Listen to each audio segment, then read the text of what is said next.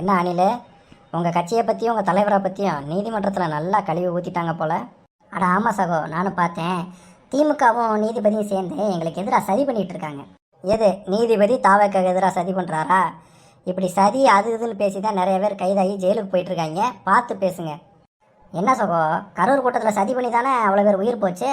இதை கூட பேசக்கூடாதா? அப்படியே எங்களை கைது பண்ணாலும் எங்கள் கட்சி சும்மா இருக்காது. எது உங்கள் கட்சி தானே? கரூரில் நடந்த அசம்பாவிதம் சம்பந்தமாக புஷ்யானந்தன் மீது வழக்கு போட்டு அவரை கைது பண்ண போகிறாங்கன்னு தெரிஞ்சோடனே முன்ஜாமீன் கேட்டிருக்காரு. அது எப்படி கேட்டிருக்காரு? எனக்கும் கரூரில் நடந்த கூட்டத்துக்கு எந்த சம்மந்தம் கிடையாது, அந்த மாவட்ட செயலாளர் மதியழகன் தான் எல்லா ஏற்பாடும் பண்ணார், அவரை தான் நீங்கள் கைது பண்ணி உள்ளே வச்சிட்டிங்களா, என்னையே விட்டுருங்க அப்படின்னு சொல்லி மதியழகனை கோர்த்து விட்டு இவர் தப்பிக்கிறதுக்கு பார்த்தாரு. இந்த லட்சணத்தில் தான் உங்கள் கட்சி பொறுப்பாளர்லாம் இருக்காங்க. மாவட்ட பொறுப்பாளருக்கே இந்த நிலமைன்னா உன்ன மாதிரி இணையத்தில் எழுதி தீர அணிலோட நிலைமை என்னாகுன்னு யோசிச்சுப்பாரு. சகோ, ஏதோ புஷ்யானந்தம் அப்படி பண்ணிட்டான்றதுக்காக ஒட்டுமொத்த கட்சி அப்படின்னு நினைக்காதீங்க. அதெல்லாம் எங்கள் தளபதி எங்களுக்காக லாயர் அனுப்புவார்.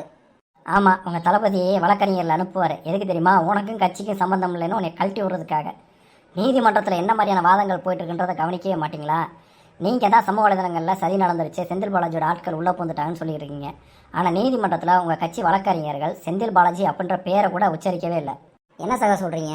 என்னன்னு ஒன்றா சகா சொல்கிறீங்க? உங்கள் ஆட்களே கரூரில் நடந்தது எதிர்பாராத விபத்து அப்படின்ற மாதிரி தான் வழக்கை கொண்டு போயிட்டுருக்காங்க. இந்த நேரத்தில் நீங்கள் சரி இதுன்னு சமூக வலைதளங்களை பேசி தேவையில்லாமல் கைதாகிட்டு இருக்காதிங்க. ஓ அப்படியா சகோ? அப்படித்தான் அணில், கொஞ்சம் நல்லா யோசிச்சுப்பார். சமூக வலைதளங்களில் நீங்கள் தான் சதி நடந்துச்சுன்னு சொல்கிறீங்க.